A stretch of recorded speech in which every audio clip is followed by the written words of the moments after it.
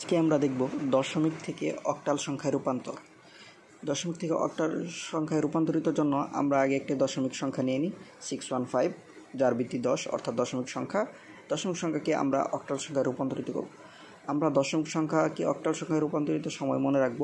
দশমিক সংখ্যার ভিত্তি 10, কোনো সময় কাজে আসবে না। আমরা যে সংখ্যায় রূপান্তরিত করব সেই সংখ্যায় ভিত্তি দ্বারা দশমিক সংখ্যাকে ভাগ করব, তাহলে আমরা আমাদের প্রাপ্ত ফলাফল পেয়ে যাব।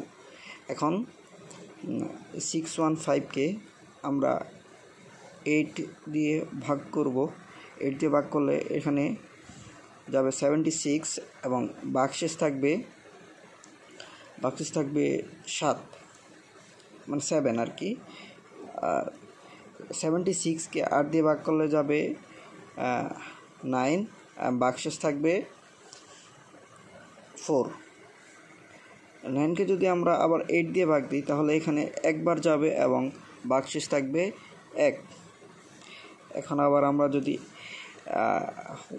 1কে 8 দিয়ে ভাগ দিই তাহলে এখানে একবারও যাবে না এবং ভাগশেষ থাকবে 1। আমরা তো একটা তীর চিহ্ন দিয়ে দেব, অর্থাৎ এখন নিচ থেকে উপর পর্যন্ত সিরিয়াল অনুসারে লিখলেই আমরা পেয়ে যাব আমাদের প্রাপ্ত অক্টাল সংখ্যা।